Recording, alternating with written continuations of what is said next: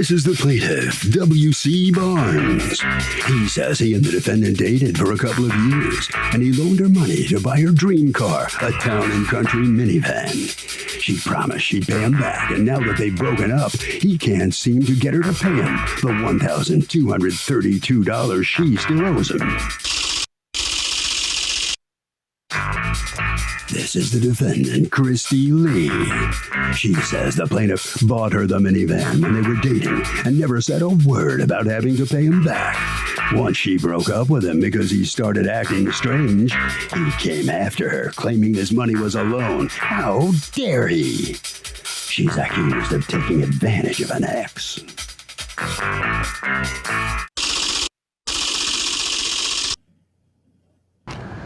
All parties, please raise your right hands. Welcome back to the People's Court. Next case on the docket. The plaintiff says that he used to date the defendant, and now she refuses to pay for a car that he bought for her. But the truth. But the defendant says the guy never said one word about the car being a loan, and now that they've split up, he's suing her. Please. It's the case of, you trying to take advantage of me or what? Thank you, Douglas. You're welcome. Okay, Mr. Barnes, you are suing Ms. Christy Lee for $1,232. You say she owes you but won't pay you. Tell me what happened. Good morning, Your Honor. Good morning. I met Christy in January 2019, and she was in the middle of moving from her mother into her new place, and we came together. I could say that we started out as friends, but most of all, we wind up dating.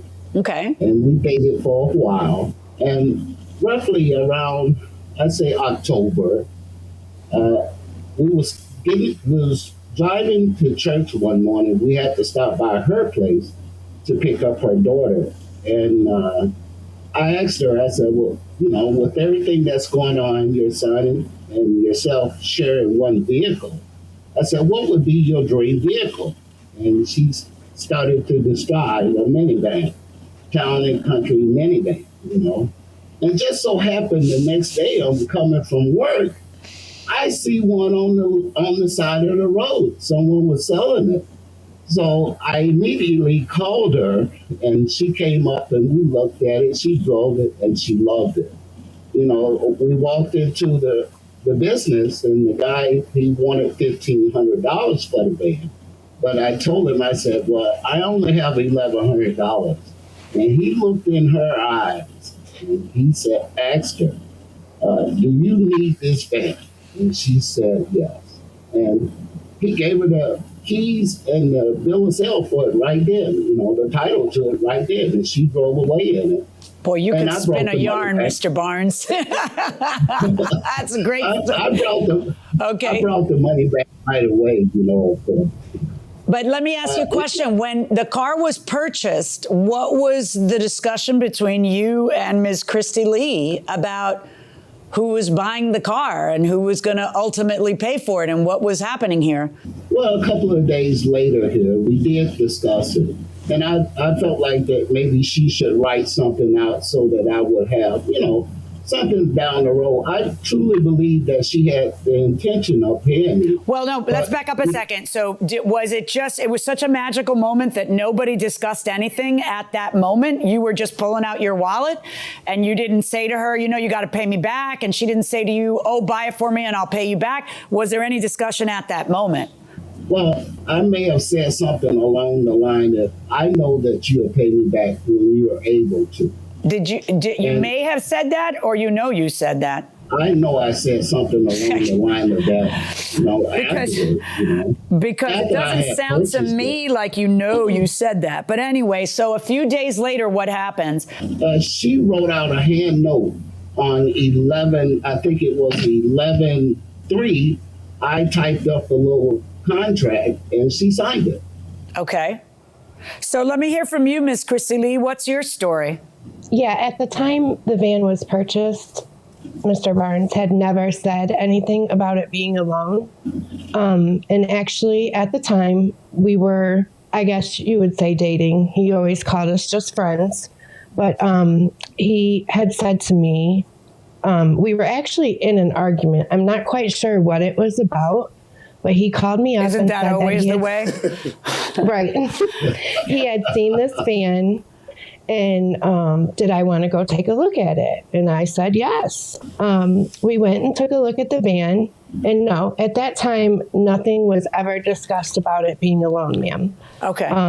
It did happen the way he said it did. As far as I don't remember that it was a conversation on the way to church, but we had talked about.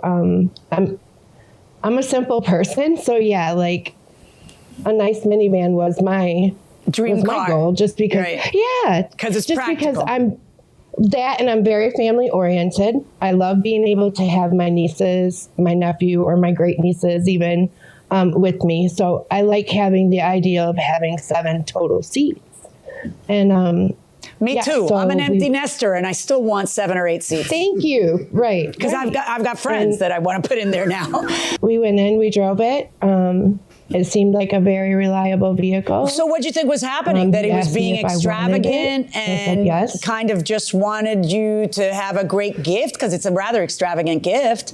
Absolutely. To give you, yes, I thought he was being extremely generous. Mr. Barnes has done several very nice things for me. Go ahead, to give you an idea. You were about to say, to give you an idea, Judge. Go ahead and tell me. It's just he used money as a form of control. Okay. So you felt that he was trying to buy you not being mad about whatever the fight was and make you happy, or in general, yeah. Or in general, but you feel that it was a form of control. Why? What would he? How? Because go ahead. He would say that money wasn't that it wasn't about money for him. That he would. It didn't matter that much to him that he would spend money as long as we got to spend time together, that being my friend and being able to talk to me was more important and things like that. But then he would bring those instances up at the same time. How so? Like right before Christmas time, I guess he had bought me some gifts. Now, Your Honor, was just getting back on my feet, just moving into my own home. And, so things were tough for me. I'm a single mom. I have 4 kids altogether. 2 of them are still in high school. And my older 2 are obviously graduated and have kids of their own. But so, I never had means to do things for him. So I tried to do things that didn't cost me money. Write a nice letter and stick it where he could see it later on and things like that. But he had told me at one point he was basically feeling used. Like I was having him do these things for me and there was no, reciprocation on my part. So were you using him? No. As a matter of fact, the only thing I ever asked Mr. Barnes for was maybe $20 for gas and cigarettes. Like anything he ever did for me, he did. I never asked him to do those things. So, if you're using somebody, don't you think it would be, they give you this, so you're going to ask for the next thing up? And I never did that, Your Honor. According to your answer to the complaint, you say about a month later, after getting the minivan, he said that you were making him feel like a John. And he felt like you were using him. And he claimed that the minivan was holding your relationship back. And he wanted you to sign a promissory note. You loved him and you didn't want to lose him or make him feel like you were using him. So you signed it. Because we know you did sign the promissory note saying you'd pay the money back. Yes, ma'am. Yes, ma'am. Right.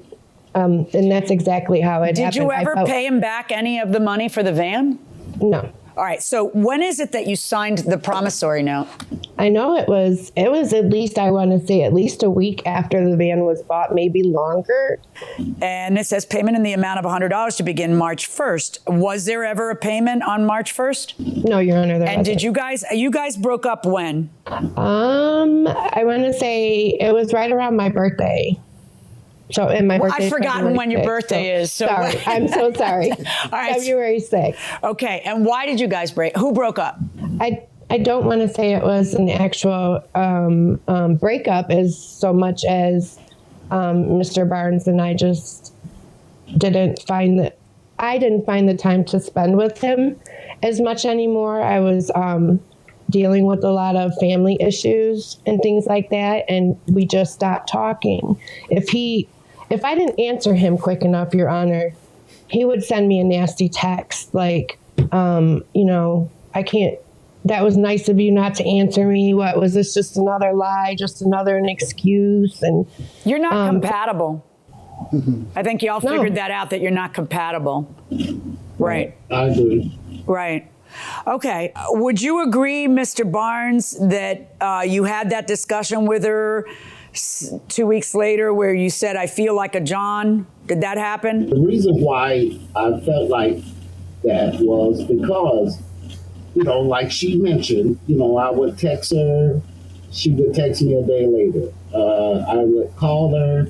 She was busy with the grandkid or she was doing something with the family. She's 100% right. She's very family oriented, and that takes precedent, I think, over pretty much everything, But there was several times that Christy and I would meet for lunch when she was on lunch break, and we would just talk. I talk about life and everything that's going on, And that's why I was trying to be a friend, trying to support her when she was going through things, And I don't think she has any complaints. Yeah, I mean, she just no, she does agree with you. She just, you're just, your needs are different, you both have a right to need and want only what you need and want. Like, in other words, if what she wants is somebody she sees once a week because she feels her life is just a little too full right now, then that's what she wants. But she may not find that, but that's what she wants. And if what you want is a real partner who you talk to a lot and see a lot, then that's what you want. You both have a right to want what you want, and that's okay. The only decision that I have in front of me is this a loan or is this a gift? And I have to tell you, this is a new one on me because usually when there's a promissory note, it's game over. But I have a promissory note that is admittedly only created a week after the dispositive event, the purchase of the car. I have the purchase of a car that is like a fairy tale story about what's your dream car. And then you bring her over to it. It certainly sounds like a gift. I've got a situation where you admit that you felt like the money was flowing one way and you felt used. And that's the reason why the promissory note happens. But I got to know that a promissory note happens because a promissory note was the intent originally. Like, in other words, I know she signed this. She signed this freely and voluntarily. But if she signs it because she loves you and then she's all of a sudden just taken on the debt, the day you press her for the debt, does she have to pay it? Or is this just an empty promise with no consideration? A promissory note normally is a contract between two people where I give something up, I loan you money, and you give something up, you promise to pay me for it. And the two of those, both of them have to be present at the time that the purchase of the car occurs. Not 2 weeks later, but at the time that the purchase of the car occurs. So she signs it, but what I have to decide is at the time it happens, was it a gift or a loan? Not did it become a loan 2 weeks later. I have to decide at the time that it happened. And every fact from both of you points to it being a gift. And I don't believe it's appropriate just because she signed a promissory note 2 weeks later so you wouldn't feel used. I think she did that just so you wouldn't feel used, not because she actually intended to pay it from the beginning. I think it was a beautiful gesture and a beautiful gift that then you started to feel used about. And that can't change the original intent. From what I've heard here, the original intent was it's a gift because nothing got discussed then. That's what I believe, and that's how I'm ruling. My verdict is for the defendant. Stick around because after the break, Doug's in the hallway with the litigants and Judge Millian is in chambers with her husband, John. Are you having a dispute with a relative and you'd like Judge Millian to settle it? Well, contact us at peoplescourt.com and hit submit your case.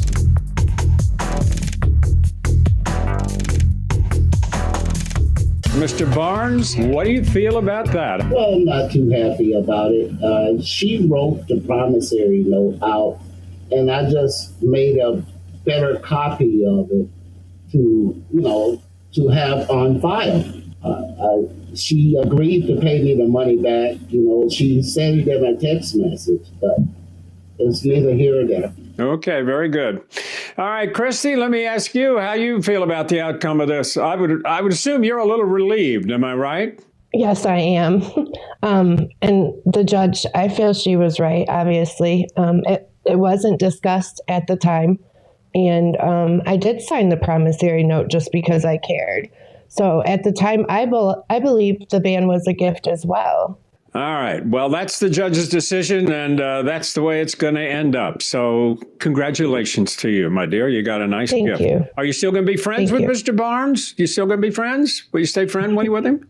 What do you think? We haven't spoken in a long time, but, we'll see what God has in store. All right. Very good. Thank you very much. Good luck to you. All right, Harvey. Okay, Doug, when you are in a relationship with somebody, a lot of times there's a presumption if you give them something, it's a gift. If it is not a gift, it's probably a good idea for you to somehow memorialize that it's not and you expect payment back, maybe a friendly email or text. But if you don't do it, you may lose the case. Marilyn, you never took John's last name. How did your traditional Cuban American parents feel about that? Well, by the time that you and I started dating, I was what is known in the Cuban culture as patilla, an old maid, right? Because I was already 29 years old. And way over there. So, yeah. But anyway, I had been a lawyer for 10 years by that point, right? At 20, by the time we married, I was a lawyer for 10 years. Married, right. And, or almost 10 years. And I had built a reputation. Everyone knew me name. as Marilyn Milian. Sure. And plus I kind of like my name. Right. And then, so I remember the day that we sat down. Do you remember this? We sat down with my dad and my mom. Yeah, in the kitchen. In the kitchen. Yeah. And I tell my dad with great fanfare, he said something about changing your name, and I said, because we were getting married like the next week, and I said, no, Dad, I've made a decision that Milian is my name, and I thought he was going to be so proud. I said, you put me through law school. You put me through law school. That's how I'm known, and I'm just going to keep Milian in honor to you. He goes, that is disgraceful. That is the worst thing I've ever heard in my entire life. Right. You are so disrespectful to your husband. He went nuts. Una falta de respeto para John. Exactly. He went. I'm like, are you serious? He's going. And my mother too. She's like, oh, how can you do that? I go, I'll tell you what. Right now, put it all on the table. I said, if you can say his name, pronounce that man's name, and I will change my name. She failed the test. They had like a deer caught in the head. Schlesinger. And I said, yeah, and that's why I'm not taking his name. Exactly. I don't mind that you didn't take my name. I don't mind what you call me, just call me. Sometimes they call me John Milian. I get that does happen a lot, Mr. Milian. Doesn't bother me. No.